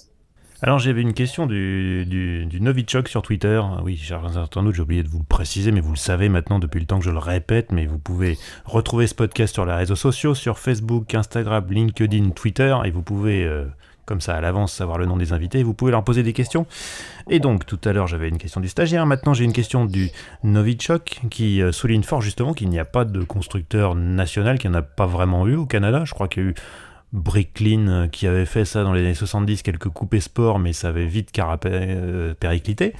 Alors qu'il y a des dizaines de constructeurs automobiles aux États-Unis juste en face à Détroit. Enfin, à Détroit, il n'y en a pas une dizaine, mais enfin, il y a les Big Three, comme on dit. À ton avis, comment ça se fait que le Canada soit un désert en matière de constructeurs automobiles? En fait, alors ça c'est un avis personnel, ça veut pas dire que c'est moi qui ai raison, mais c'est vrai qu'au Canada, les expériences, je compte pas le début du siècle, hein, qui sont des balbutiements un peu partout, mais tu Ouais. as Bricklin effectivement dans les années 70, tu as aussi Manic au Québec à la fin des années 60. J'ai fait d'ailleurs un documentaire là-dessus il y a 3 ans, que j'avais adoré faire aussi. On pourrait en parler un peu, c'est intéressant parce que c'est basé sur, c'est une Alpine québécoise en fait, qui s'est Ah vendue à ouais. peu près 100, ouais, à peu près 160 exemplaires. C'était basé sur Ah une oui. Renault 8. Et en fait, la carrosserie était en fibre de verre à la manière d'une une Alpine A110 en fait. Ah oui, donc c'était vraiment une Alpine, une Alpine canadienne, quoi. Absolument. Et d'ailleurs, pour l'anecdote, à l'époque, le boss de Manic, de la marque Manic, était le beau-frère de Jacques Chénis, qui travaillait chez D'accord. Alpine à l'époque. Ouais. Donc en fait, il y avait des liens, enfin familiaux en plus des liens techniques avec Alpine. Et finalement, malheureusement, ils ont fait quelques erreurs stratégiques et ça a fini par péricliter en fait. Mais ils en ont vendu à peu près 160. Il en reste encore un peu. Moi, j'ai eu la chance d'en conduire une et en fait, c'est une R8 recarrossée, donc c'est quand même très amusant à conduire. Mais certaines personnes en plus maintenant ont fait des petites prépas avec des moteurs Gordini ou des moteurs même Renault 5 Alpine. Sachant qu'à l'époque ça pesait 600 kilos, moi je suis pas conduit, mais je suis monté dans une qui pèse donc 650 kilos avec un moteur 105 chevaux. Je peux te dire que c'est plutôt amusant. Mais Ouais. donc c'est vrai à part Manic et Breitling, il n'y a pas eu vraiment récemment d'expérience de grande série, disons. T'as quelques personnes qui essayent des protos, des trucs, ils en vendent une ou deux, tu sais, artisanales, mais ça reste quand même très minoritaire. Et je crois que le problème, en fait, c'est justement que Détroit est en face. Je Hmm. pense que l'industrie américaine est tellement forte et tellement grosse qu'elle prend, entre guillemets, un peu toute la place. Ouais, tous les talents vont là-bas et tous les projets naissent là-bas. Ouais, et je pense que c'est un voisin, entre guillemets, trop encombrant pour réussir à créer une industrie automobile à côté. Et Hmm. puis, à mon avis aussi, l'autre problème, si j'ose dire, c'est que tu as énormément de construction et de sous-traitance, notamment en Ontario, puisque l'Ontario Ouais. est en face de Détroit, en fait. Et tu as beaucoup d'usines où sont fabriquées les voitures au Canada. Ouais. C'est très très fort, très puissant en Ontario, la construction automobile, et aussi les pièces, la sous-traitance, etc. Donc en fait, l'industrie automobile est très forte, mais elle est au service du reste du monde. Il y a pas Hmm. seulement les Américains d'ailleurs, il y a aussi des Japonais ou des Coréens qui peuvent construire, plus les Japonais d'ailleurs, si je dis pas de bêtises, qui construisent en Ontario, notamment Honda par exemple, qui a une usine là-bas. Donc en fait, je pense que on voit plus effectivement le Canada enfin, pas comme un constructeur automobile, mais plus comme un fabricant de voitures, en fait. Comme une usine. Ouais, une sorte d'usine de sous-traitants ou de véhicules, mais pas comme le berceau d'un constructeur. Et ouais, moi, je pense qu'en fait, les États-Unis ont fait trop d'ombre, ou étaient déjà trop puissants trop vite pour que le Canada puisse y répondre. Et puis, je crois aussi qu'il n'y a pas une volonté politique farouche de faire ça. Parce que si vraiment l'État canadien souhaitait impérativement lancer un constructeur, ils auraient les moyens financiers de le faire. Mais je pense pas que ce Oui. soit une priorité parce que finalement on a quand même l'industrie automobile, ça crée des emplois, Hmm. ça Hmm. roule comme ça, c'est juste qu'on n'a pas effectivement la vitrine du constructeur. Est-ce qu'avec l'électrique ça va changer? C'est difficile à dire, peut-être que quelqu'un va se lancer, mais je te dirais, à la lumière de ce que moi je vois, la seule chose que je pourrais voir, ce serait des véhicules peut-être de très grand luxe ou Hmm. une espèce de Koenigsegg canadien, ça ce serait peut-être faisable parce que ce serait des volumes très restreints et parce que Ouais. ce serait un véhicule vendu 2 millions. Il y aura toujours un marché pour ce type de véhicule. Après, il faut que tu arrives à te créer aussi une certaine image, il faut que tu arrives à convaincre les gens que ça vaut la peine de dépenser 500 000, 1 million, 2 millions pour ta voiture. Et je pense que le plus dur, en fait, c'est ça. Et bah tu parlais de voiture électrique, et bah tu m'amènes ma question suivante sur un plateau. En fait, c'est une question qui a été posée sur Facebook par Patrick. Comment les Canadiens vivent la transition écologique? Est-ce qu'il existe des zones à restriction de circulation dans les grandes villes canadiennes? Comment ça se passe? Alors, c'est très intéressant que tu évoques ça et c'est une très bonne question. En fait, le Canada et le Québec, pour l'instant, c'est pas du tout la même chose qu'en France, c'est même l'exact opposé. En fait, si je prends l'exemple du Québec, le Canada, c'est encore différent, mais il y a pas non plus de zone d'émission limitée et autres. Aujourd'hui, si tu prends le Québec, il n'y a pas de zone à trafic limité, il n'y a pas de malus écologique, il n'y a pas toutes ces choses-là. En fait, aujourd'hui, au Québec, si tu achètes un véhicule, même s'il consomme soit 600 000 grammes de CO2 au kilomètre, tu ne paieras pas plus cher. Tu vas payer plus cher uniquement si c'est un véhicule considéré comme de luxe, donc au-delà d'un certain montant. Il y a deux montants en fait. Il y a 40 000 dollars, mais si tu veux mon avis, il faudra le revoir parce que vu l'inflation, ça commence à faire des véhicules qui sont plus si luxueux. Et tu as après la barre des 100 000 dollars, où là tu vas payer une surtaxe, mais c'est un impôt en fait. Mais c'est pas lié à ce que tu pollues, c'est lié au Oui, prix de ta voiture. Tu pourrais acheter une voiture hybride, mais qui coûte 200 000, tu vas quand même payer une surtaxe. C'est sur la oui, valeur intrinsèque. Et après, il y a une seule chose que tu vas avoir, c'est relié à la taille des moteurs. Si ton moteur fait plus de 4 litres, là, tu vas payer une surtaxe qui est pas si élevée. J'ai pas les chiffres en tête, mais c'est pas énorme. Mais pareil, c'est un truc qui a été décidé il y a déjà beaucoup d'années, à l'époque où on voulait décourager les gens d'acheter des très gros moteurs qui consomment et qui polluent beaucoup. Mais en fait, c'est un peu mal foutu parce que, je te donne un exemple très concret. Moi, demain, si je veux m'acheter un Dodge, c'est plus un Dodge, un Ram 1500 V8 5 litres 7 à moteur émis, je vais payer la surtaxe puisque c'est 5 litres 7. Mhm. Par contre, si j'achète un Ford F-150 moteur EcoBoost turbo 3 litres 5, qui est l'équivalent puisque c'est turbo Ouais. 3 litres 5, eh ben je la paye pas parce Oui, que c'est c'est 3 comme litres un 5. 4 litres. Hmm. Voilà. Donc en fait, il y a pas eu de remise à plat de tout ça et en fait, tu as des véhicules qui vont passer un peu entre les gouttes sans que ce soit vraiment justifié. Donc c'est un petit peu curieux. Mais donc si tu enlèves toute cette taxation là, moi demain, si je veux m'acheter une Challenger L4 V8 6 litres 2 surcompressée qui fait 800 chevaux et qui doit balancer je sais pas combien de kilos de Hmm. CO2 par 100 km, je ne paye pas de surtaxe. Je paye la taxe sur ma voiture qui vaut 90 ou 100 000 dollars. Donc je vais payer ma taxe, mon impôt sur la valeur de la voiture, mais c'est tout. Donc il y a pas c'est pas du tout la même chose. Il y a pas tout ça. Il y a très peu de radars automatiques aussi. Les radars Hmm. photo, on appelle ça au Québec. Il y en a Ouais. très peu. Il y en a quelques-uns. Déjà, tu as 8 ou 9 panneaux annoncés à l'avance des deux côtés de la route. Donc honnêtement, si tu te fais flasher, tu le fais exprès. Par contre, tu as les radars à la jumelle. Ça, tu en as. Ouais. Mais t'as pas de radar tronçon, t'as pas de radar sonore, t'as pas tout ça. Il y a rien de tout ça qui existe. Et c'est vrai que je te dirais que c'est quand même plaisant de pas avoir tout ça.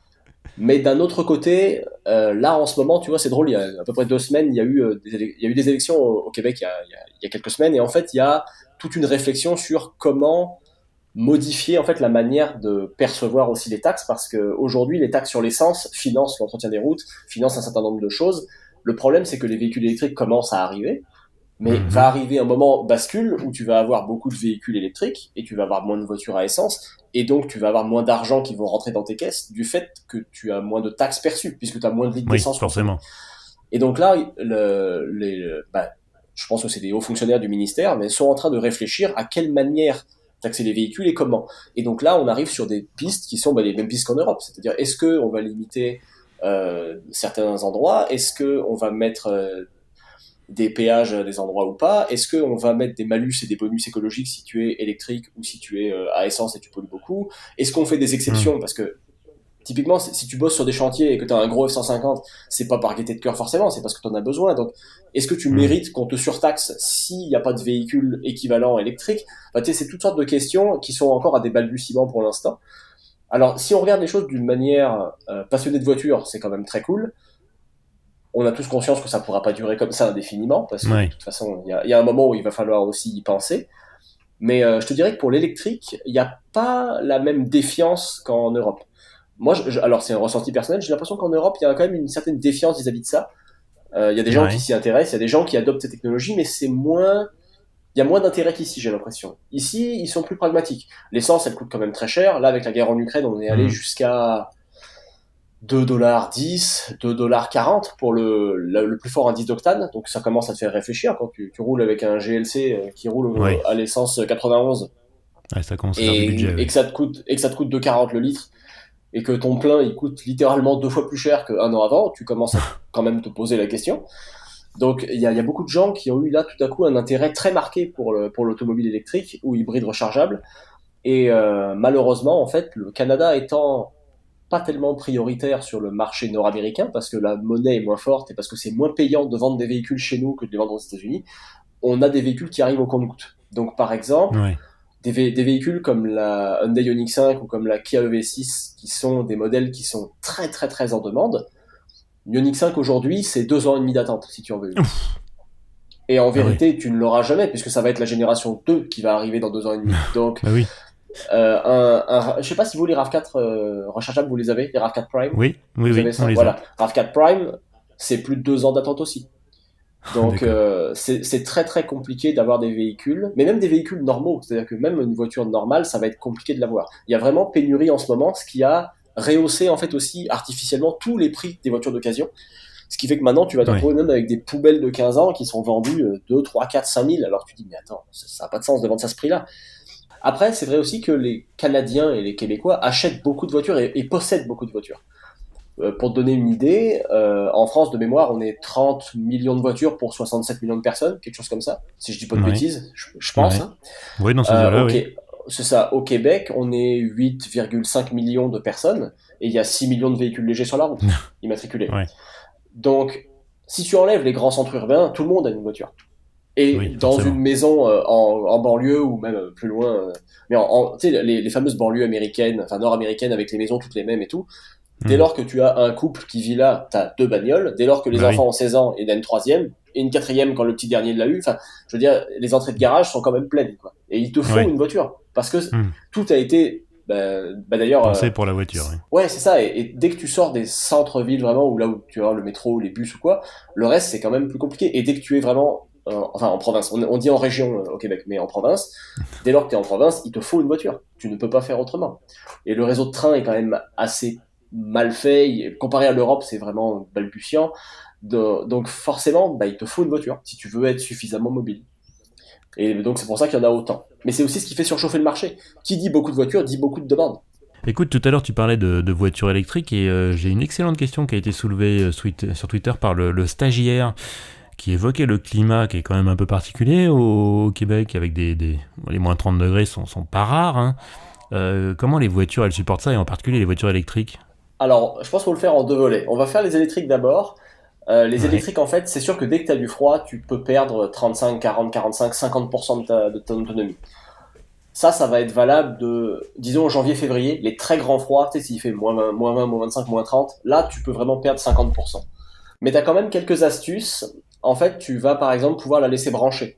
Si ta batterie garde une certaine température interne, quand tu vas démarrer pour partir, elle va conserver mieux son autonomie. Donc, tu vas peut-être perdre que 30-35% au lieu de Hmm. 50%. Mais si tu ne peux pas la charger pendant la nuit et qu'il fait -20, c'est clair que tu vas faire moitié moins. Moi, par exemple, tu vois, j'avais essayé un Mustang Mach-E, Oui. l'électrique là, de Ford, qui est aussi en Europe d'ailleurs, je pense, qui est aussi en vente. Oui, oui, je l'ai essayé, moi. C'est ça. Et moi, la version que j'ai conduite, tu as un peu plus de 400 d'autonomie. Et malheureusement, en fait, moi, je peux pas me brancher à la maison. Je dois aller sur les bornes de recharge publique, mais je peux pas me brancher, j'ai pas de borne à la maison. Donc, elle est restée toute la nuit à -25. Le lendemain matin, quand je suis parti, elle m'indiquait 200 km. Alors que la batterie était pleine. Ouais. Parce que il fait tellement froid que la batterie elle est gelée et que évidemment tu peux pas faire des miracles. Maintenant, faut pas perdre de vue que à moins d'avoir besoin de parcourir une très grande distance en très peu de temps, en fait, tu parcours jamais plus que 200 km dans ta Hmm. journée. Et Hmm. si tu as la chance de pouvoir te charger à la maison, ce qui avec le modèle nord-américain avec beaucoup de maisons, beaucoup de lotissements, j'enlève le centre-ville de Montréal ou de Québec là-dedans, hein, mais je parle vraiment des Oui. endroits où tu as la possibilité de te charger, en fait, tu la laisses charger et puis c'est tout. Tu vois, la voiture, elle se débrouille Hmm. et tu as quand même 200 km ou même 250, c'est amplement suffisant, à moins de vouloir aller très loin. Mais c'est vrai que c'est une inquiétude que beaucoup de gens ont eu pendant un certain temps. Ça commence à s'estomper un peu, mais tu vas avoir des véhicules, je pense au MX-30 de Mazda par exemple, où là, en hiver, tu vas faire 80-90 km. Ouais, là Là, tu ça commences un commence à peu à serrer les devenir fesses, oui. c'est ça. Le problème, c'est ça. Puis après ça, tu vas mettre tes sièges chauffants, tu vas mettre ton chauffage, ça va te consommer aussi de l'énergie. Donc, bon, et puis tu veux pas non plus te retrouver avec 10 ou 8 km en rentrant chez toi, parce qu'on sait jamais, parce que bon, t'as une route fermée, un détour, n'importe quoi, et tu te retrouves en panne, quoi. Donc ce serait quand Hmm. même Hmm. dommage. Hmm. Mais je te dirais que globalement, il faut tenir compte de ça, mais l'autonomie des véhicules est quand même forte. Dès que tu as 350, 400, 450, 500 km, même si tu n'en as plus que la moitié, à moins d'avoir besoin de faire 600 km dans la journée ou d'être commercial, tu vois, où là, effectivement, ça pourrait poser problème. Pour la majorité des utilisateurs, ça va pas être si terrible. Ouais. Après, pour ce qui est des voitures à essence, je pense que ça vaut la peine qu'on l'évoque un petit peu. Ouais. Les voitures à essence vieillissent extrêmement vite. Ouais. Les électriques, c'est encore un peu tôt, mais à mon avis, ça pourrait aussi être le cas. Mais les voitures à essence, la corrosion fait des ravages Hmm. au Québec, c'est hallucinant. C'est-à-dire qu'avec tout le sel qui est mis sur les routes, la combinaison du sel sur les routes, du climat qui est quand même très rigoureux et du fait que les routes sont dans un état lamentable, parce que vraiment c'est des routes, c'est pourri le réseau routier québécois. Si tu mets tous Ouais. ces facteurs-là ensemble, tu as tous les ingrédients pour qu'une voiture vieillisse beaucoup plus vite que la moyenne. Déjà, si tu ne Ouais. traites pas ta voiture contre la rouille, à moins qu'elle soit très bien protégée en usine, au bout de 8-10 ans, tes bas de caisse, ils vont quand même être bien marqués, tes passages de roue, ça va pas être joli, tes freins, tes suspensions, enfin, ça attaque un peu tout quand même. Tu as des gens qui sont très soigneux et qui vont laver leur voiture régulièrement pour décoller toute la saleté et toute la bouillasse, tu sais, qui peut s'accumuler sous la voiture avec le bien sel. sûr. Si tu fais les choses bien, a priori, c'est quand même bon, mais malgré tout, ça vieillit plus vite. Et tu sais, en France, tu vas souvent te dire, ah bah je m'achète je sais pas, une vieille Twingo à 3000 balles, bon bah voilà, Hmm. elle a 10-12 ans, elle est encore propre, ça passe quoi. Une voiture de 10-12 ans au Québec qui a été mal entretenue, c'est une poubelle, littéralement. Faut vraiment faire attention. Et il faut d'autant plus faire attention qu'il n'y a pas de contrôle technique. Ah ouais, Enfin, en fait, il y a un contrôle technique si ta voiture vient de l'extérieur de la province. Si elle vient des États-Unis, de l'Ontario, d'accord. de la Colombie-Britannique, là, il faut que tu passes une inspection mécanique. Par contre, si la voiture est vendue neuve au Québec et qu'elle reste au Québec toute sa vie utile, si t'es au huitième propriétaire, elle a 15 ans, les pneus ils sont morts, la suspension elle est pourrie, la rouille, c'est pas que de la rouille de surface, et globalement c'est un véhicule qui est dangereux. Moi, si demain je l'achète, il n'y a aucune instance gouvernementale qui va venir me dire quelque chose. Ah oui, donc. Bon, les policiers pourraient me dire quelque chose si jamais ils me voient sur la route avec une voiture complètement morte, avec la suspension à moitié arrachée. Enfin, évidemment, là, tu peux te faire arrêter et tu peux te faire sommer de remettre ça en ordre. Mais si ta voiture est dangereuse, mais que ça paraît pas de l'extérieur, pas vu, pas pris, personne ne le saura. Moi, tu C'est vois, fou. pour donner une idée à quel point ça peut être violent, la Mazda 3, par exemple, qui dans les années milieu 2000 était connue pour être très sensible à la corrosion. Moi, j'avais un collègue dans un ancien boulot qui avait une Mazda 3 2005-6. Je te parle de ça en 2016-17. Et son garagiste lui a dit, je te laisse pas repartir avec la voiture. Il y a une de tes suspensions à l'arrière, il y a un des bras de suspension qui est sur le point de se détacher. Waouh. C'est à ce point-là. Je veux dire, en France, une voiture 2006 avec une corrosion telle que le bras va se détacher, on est quand même, enfin, c'est quand Non, ça même très n'existe pas, rare. non. Ouais, C'est ouais. ça. À moins qu'elle ait eu un accident, ou qu'elle ait été mal réparée, Oui, ou qu'une ou qu'elle soudure ait bizarre ait été fait, qu'elle ait faite. couché au fond d'un lac, oui. Non, c'est ça, mais a priori, c'est quelque chose qui relève de l'exception. Alors qu'au Oui. Québec, si la voiture a été un peu négligée avant, il faut que tu fasses vraiment attention. Et c'est la raison pour laquelle les constructeurs japonais ont une très bonne réputation. C'est des voitures qui sont souvent assez résistantes, qui sont quand même fiables, donc qui tolèrent un petit peu mieux ce genre de choses. Et typiquement, Toyota, par exemple, a une image de marque qui est énorme au Québec. Les Toyota, c'est vraiment quelque chose de très réputé. Tout le monde sait qu'une Oui. Toyota, c'est un peu ennuyeux à conduire, mais c'est fiable. C'est Ouais. vraiment ça Ouais. qui en ressort. Honda, pareil. Même si là, ils ont eu quelques petits soucis dernièrement, mais si tu regardes quand même, les Japonais ont une bonne image de marque. Les Coréens en ont construit une petit à petit. Ça s'améliore d'année en année. Quand ils sont arrivés, tout le monde riait un peu, bah, un peu comme en Europe, cela dit. Et Oui, oui. aujourd'hui, plus personne rigole trop parce qu'ils ont quand même des produits qui sont bien plus pertinents qu'avant. Hmm. Donc ça a un peu évolué. Les Américains aussi quand même ont évolué. Ça dépend des modèles, mais globalement, tu as quand même aussi une qualité qui s'est beaucoup améliorée et tu as une meilleure résistance, notamment à la corrosion Québec, Ontario aussi dans une moindre mesure, mais quand même, ou même les États du Nord des États-Unis, hein, même si c'est un Oui, petit peu oui, moins je fort sais, qu'au oui. Québec. Si tu habites au Hmm. Vermont, même Massachusetts ou New York, c'est quand même des États où il neige pas mal, le sel, le truc, il y a tout ça Hmm. aussi, quoi. Donc c'est vrai qu'il faut penser à tout ça, et quand tu achètes une voiture d'occasion, il faut vraiment faire attention. Et moi, je recommande toujours de la faire inspecter par des inspecteurs ou un garage indépendant de la personne chez qui tu l'achètes, parce que ça te permet de la mettre sur un pont et de voir justement s'il n'y a pas un truc dangereux, quelque chose qui serait grave, tu vois. Mais c'est vrai que tu as des problèmes, tu vois, typiquement, l'Acura RDX à l'époque avait des problèmes de suspension à l'arrière. C'était le seul endroit dans le monde, le Québec, où il y avait ce problème-là. La combinaison du climat, des routes et tout. Honda Canada avait des retours de problèmes de suspension sur ce véhicule au Québec et nulle part ailleurs dans le monde. Donc ça te donne une idée quand même enfin, de la rudesse du climat quand même et du fait du vieillissement prématuré des véhicules par rapport à ce qu'on peut connaître en Europe. Bon, Julien, on pourrait encore parler pendant des heures de toi, du Québec et de ta 205 GTI. Tu roules en 205 GTI à Montréal, ça aussi, on pouvait en parler, mais on est déjà à une bonne heure 20 de discussion. On va avancer. J'ai une dernière double question qui est excellente sur Twitter qui a été posée par Olivier. Il y a quel modèle non européen non importé en Québec adorerais-tu avoir? Et à l'inverse, si tu devais un jour revenir en Europe, quel modèle nord-américain t'aimerais ramener dans tes valises? Ah, j'aime bien la question, c'est cool comme question. Ouais, la question des fruits défendus, j'aime bien. Ouais, là, c'est vrai que c'est une bonne idée. Surtout que le fait que moi je roule avec une française importée, c'est encore un peu particulier. Mais Bah oui. une américaine, je pense que c'est pas évident. La Manic dont je parlais tout à l'heure, j'aimerais bien en acheter une. Ça me plairait parce que c'est une voiture faite ici, faite au Canada, et Ouais. j'aime bien l'idée d'avoir une voiture faite au Québec, là où j'habite. Ça, je trouve ça quand même cool. Quelque chose de plus grande série, je pense que je m'achèterais une Challenger L4, une Dodge, parce Ouais. que c'est complètement déraisonnable. Ça n'a Mm. absolument aucun sens. Ça fait presque 800 chevaux sur les roues arrière avec un châssis de Mercedes classe E qui date de 20 ans. C'est incapable de gérer la puissance, mais c'est la meilleure réinterprétation des muscle cars des années 70. Ouais. Tu ressens un petit peu la même chose. Je la prendrais manuelle, tant qu'à faire, parce que t'as le choix d'avoir la boîte manuelle pour certaines versions. Je la prendrais manuelle. Donc j'irai avec une Challenger manuelle qui consomme 25 litres en ville et 14-15 dans les meilleures conditions, et je m'excuserai auprès de la nature pour rejeter toute cette pollution.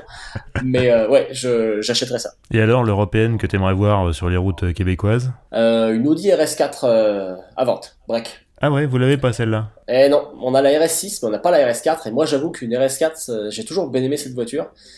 Et ouais, j'aimerais bien. Une RS4 break, enfin familiale, comme on dit au Québec, parce que les breaks sont des familiales. Ah mais Je c'est prendrais marrant une parce que RS4 familiale.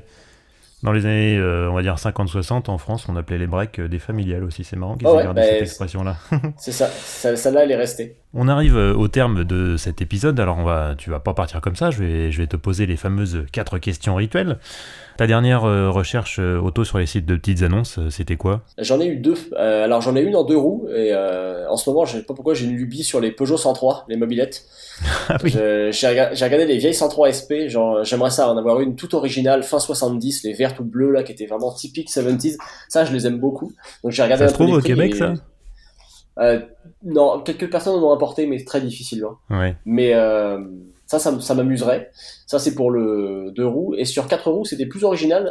J'ai regardé la Mazda 323 GTR ouais, parce que je la trouve un peu laide si je devais dire la vérité, mais techniquement c'est vraiment mon genre de voiture. ouais, ouais. Oldtimer, années 90, presque Le 200 sleeper chevaux, 4 roues total, motrices. Ah ouais, et ça a l'air de rien. Tu regardes ça, tu te dis, oui, bon, c'est ok, clair. c'est une 323 avec un aileron sur le mec a mis un aileron sur le toit pour faire joli, là. Alors qu'en fait, c'est une bête de rallye, quoi. Ça, je trouve ça génial, donc j'ai regardé. Les prix sont pas si élevés, j'ai trouvé. C'est Ouais. entre 15 et 20 000.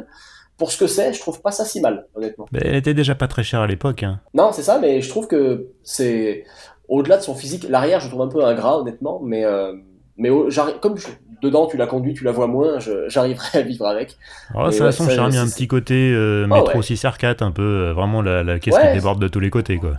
ouais, c'est vrai un peu, mais ça, j'aime bien. Donc c'est ça que j'ai regardé, pas plus tard qu'hier d'ailleurs. Quel est ton meilleur souvenir de road trip? Un road trip canadien ou québécois, j'imagine? J'ai adoré mon road trip québécois, mais je vais quand même, ouais, le Tour de la Gaspésie, c'était vraiment un truc génial, mais je vais quand même mettre la priorité à mon road trip américain, le Grand Ouest, avec ma chère et tendre en 2012, en Ouais, Mustang V6 de ouais. location. J'avais loué une Aveo normalement, et ils m'ont dit, est-ce que tu veux une upgrade pour une cool car? J'ai dit oui, je vais prendre la voiture cool, je vais la prendre. Et donc en fait, il m'avait donné une Mustang, c'était une coupée V6 grise, et on a fait 4500 km dans le Grand Ouest, un bout de la route 66 que tu as fait aussi, j'avais entendu Ouais, ça.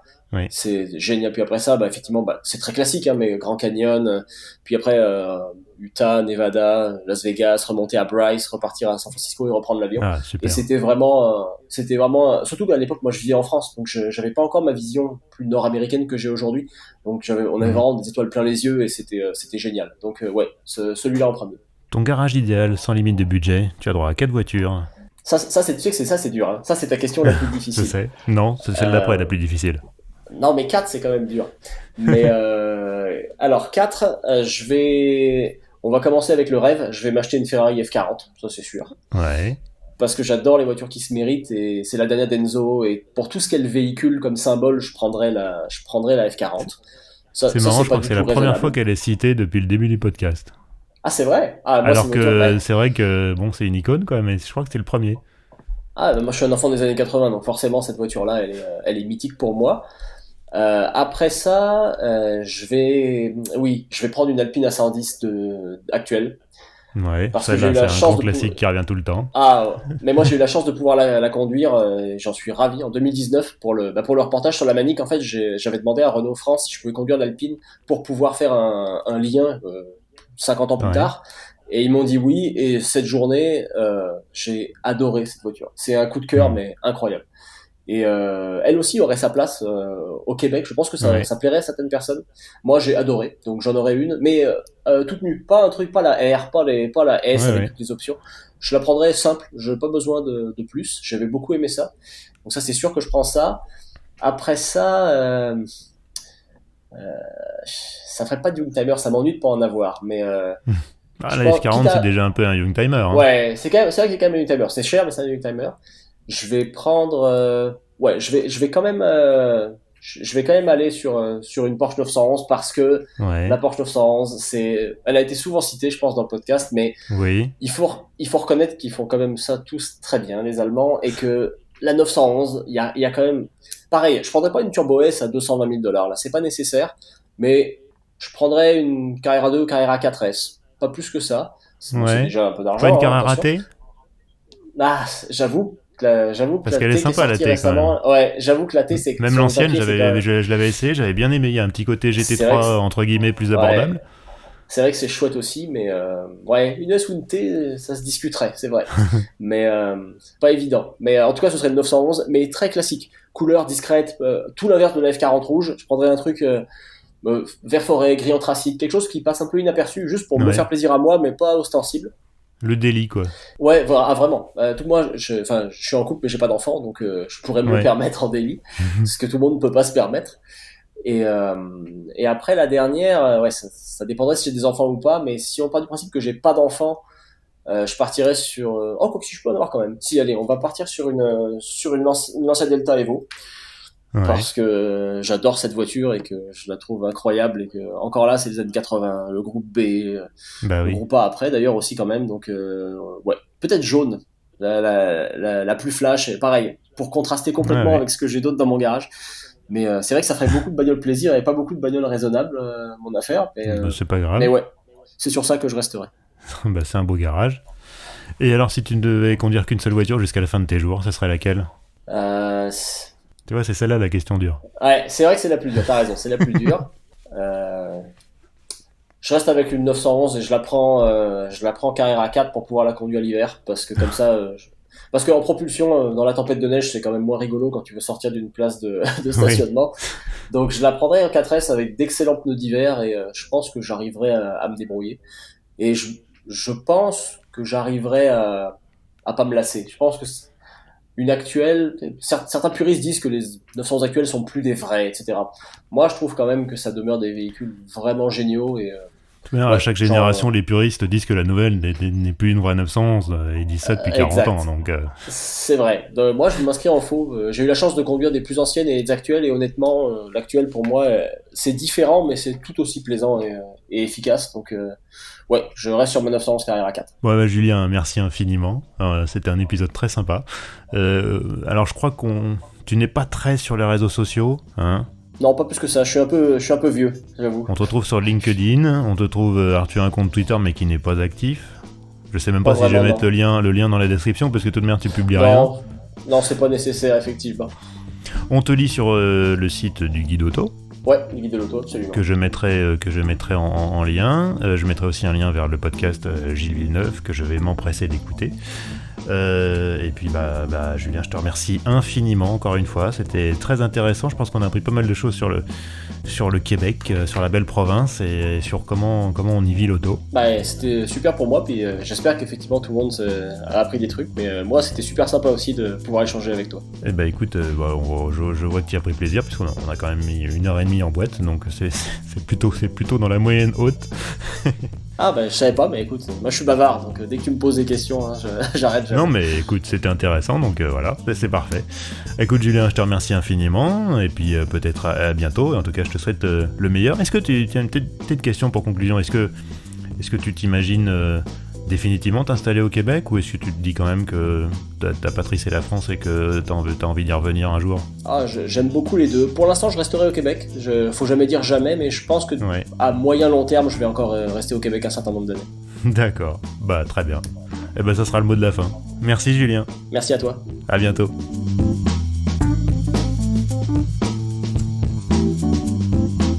Et c'est ainsi que s'achève ce 51e épisode d'Histoire d'Auto en forme de voyage au Québec et dans la belle province. J'espère qu'il vous a plu. Si c'est le cas, n'hésitez pas à laisser un avis sur ce podcast, un pouce bleu sur YouTube, une note 5 étoiles sur Spotify ou sur Apple Podcast, un petit commentaire gentil, ça fait toujours plaisir. Si vous voulez entrer en contact directement, vous avez le mail histoiredauto au pluriel @gmail.com. Sur les réseaux sociaux, vous trouverez Histoire d'Auto sur Facebook, Twitter, Instagram, LinkedIn. Et puis, bien sûr, n'oubliez pas que Histoire d'Auto, c'est un nouvel épisode tous les 1er et 15 du mois. À bientôt, bonne route.